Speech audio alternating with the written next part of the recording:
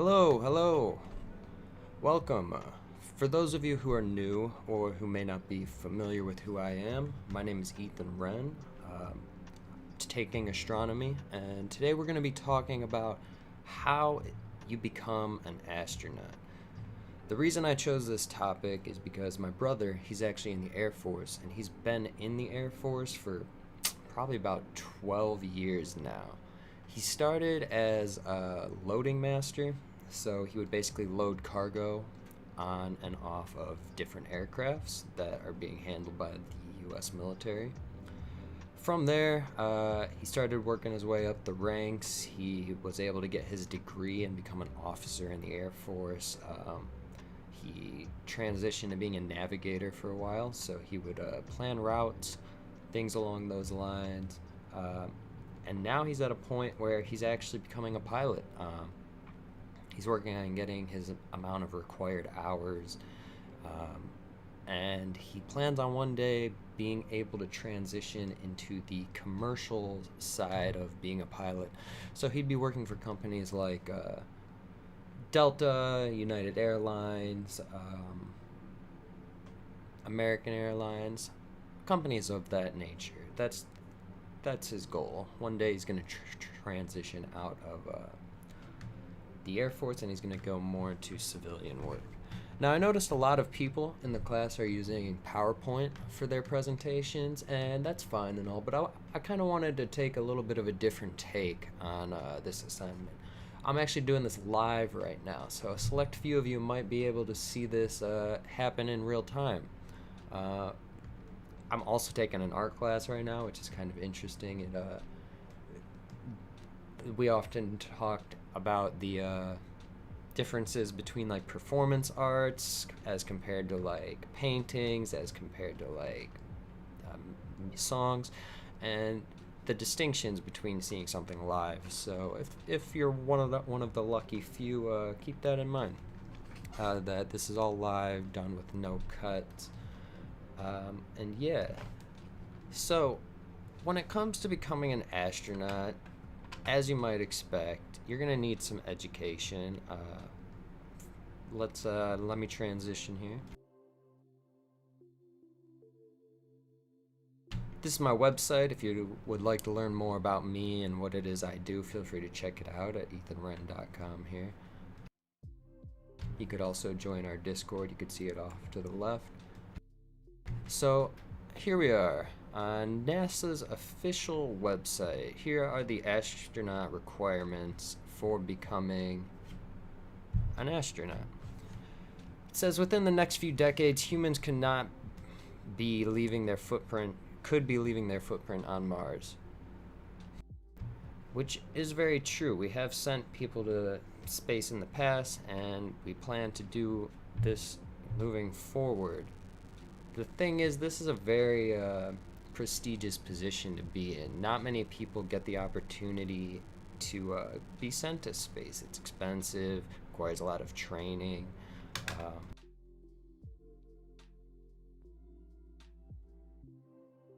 So, to work at NASA, you do have to be a U.S. citizen. That is one of the first requirements. That's because they are based in the U.S. here, tax dollars supported. Something to keep in mind. They also require a master's degree in a STEM field of research, which is your science, tech, engineering. So you can have like a biological science degree, a physical science degree, a degree in mathematics, computer science. Certain degrees that may be considered a STEM degree do not qualify you to work at NASA, such as like a fitness degree, like bio, health, fitness. Some things along those lines will not make the cut, unfortunately. So right under the degree, it says that all astronauts have to have at least 2 years of related professional experience obtained after degree completion, or at least 1,000 hours pilot and command time on jet aircraft. So, for example, this is what my brother is currently working on right now. He's working on building up these hours that you need to be certified to work at these various different companies or organizations. And through the Air Force, he's able to rack up those hours behind the wheel at a very low expense, if not free. So he's trying to do that as much as possible. If not, if he was not in the Air Force, he would have to be obtaining these hours on his own. So either renting a jet or something along those lines. That can be very expensive. So it's definitely beneficial to be in the Air Force to be able to get all this experience that companies like NASA require. Last but not least, one of the requirements to become an astronaut is to be able to pass the NASA long duration flight astronaut physical.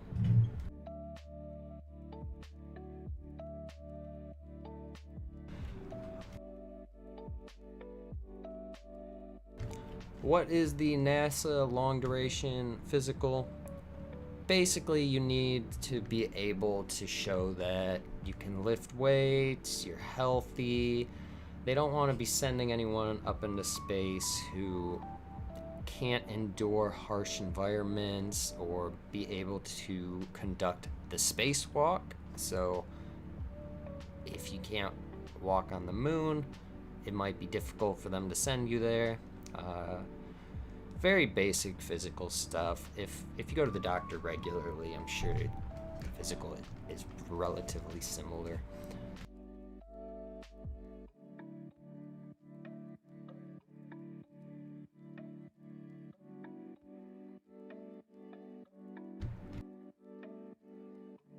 As you can see here towards the bottom, NASA's Astronaut Selection Board reviews the applications, parentheses, a record-breaking 18,300 applications in 2016, end parentheses, and assesses each candidate's qualifications.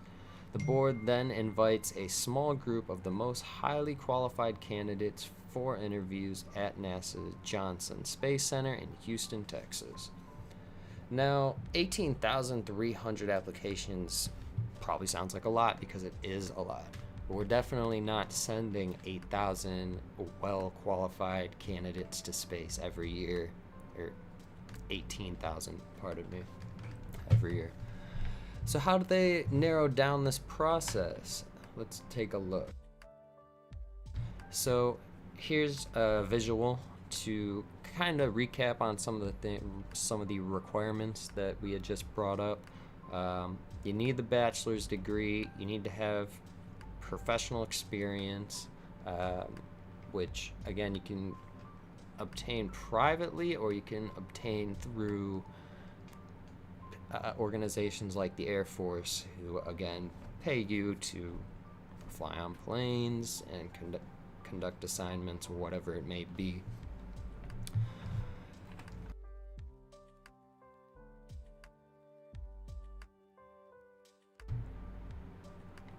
Whittling down the application process.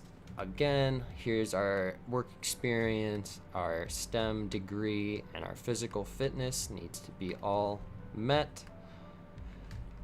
Now, out of those 18,300 applications NASA receives every year, about 79% of those applicants actually meet the requirements. So NASA gets way more applications than they get qualified individuals signing up every year. That's one thing that needs to be sorted out. Once they take those applications, set them off to the side, they then start whittling down the list even more. They try to get it down to roughly 500 highly qualified applicants who then make it into the second round of reviews. From there, in the second round of reviews, they then whittle it down to about 120 people to interview in person at the Johnson Space Center in Houston, Texas, that we just mentioned a moment ago. Now, these 120 people are very lucky to have made it as far as they did. Even to get an interview at an organization like NASA is a huge honor. From there, they then narrow it down even further to 10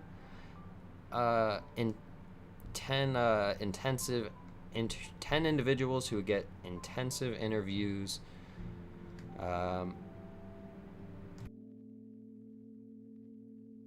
And finally, those 10 individuals will be chosen as candidates to start 2 years of training to be eligible to be sent to space. So they narrow it down all the way from 18,300 applicants down to 10 people who they then bring on board and start training, and then from there they will send you to space as they see fit. Very, very hard job to get. That cannot be understated here.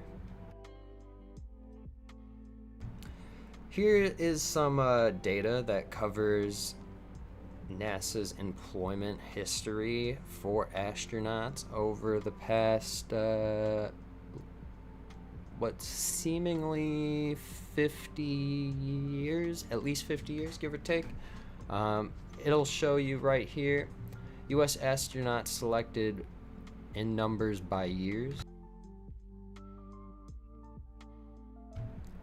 As you can see, there are not many people who make it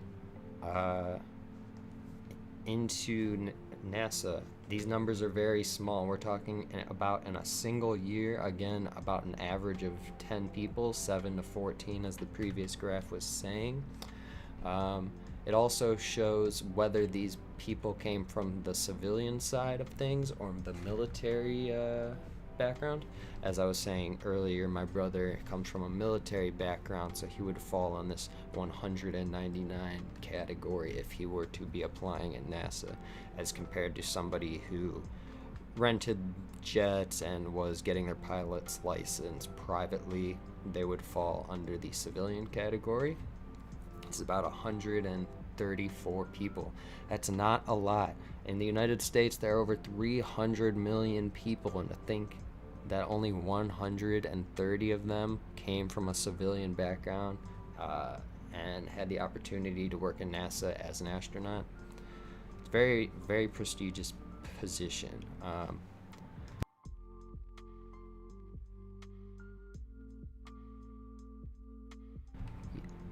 Right here we have some notable astronauts who have spent a significant amount of time with NASA. So we have Shannon Lucid all the way to Michael Flink, Peggy Winston. I'm sorry if I'm mispronouncing any of these names.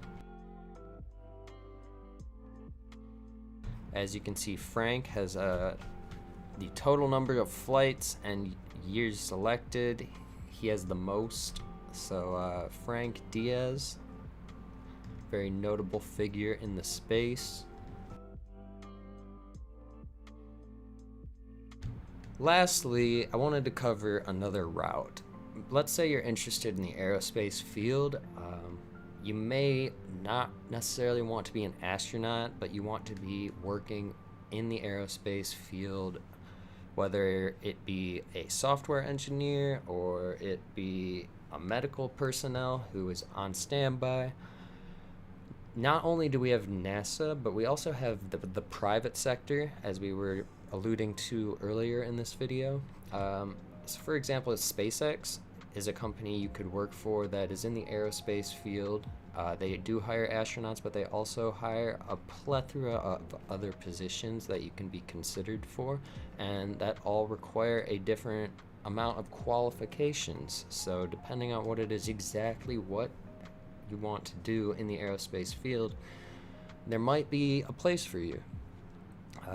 I would recommend browsing through available job openings here on SpaceX or NASA and see if there's something that you qualify for, whether it's a radar engineer There are a variety of opportunities in the aerospace field outside of being an astronaut that you can explore and consider. So don't give up. We know the numbers may look stacked against you when you're looking at how many people actually make it to being an astronaut, but just keep in mind there are plenty of other things in the aerospace field that you could be doing to get involved. So that's pretty much it for this video. I hope you guys enjoyed it. Thank you so much for watching. I always appreciate your guys' time. And for everyone who was in my class, I hope you guys had a great time taking this class. I know it was long, and there were a lot of big projects we had to work on. And again, thank you so much for watching. Bye.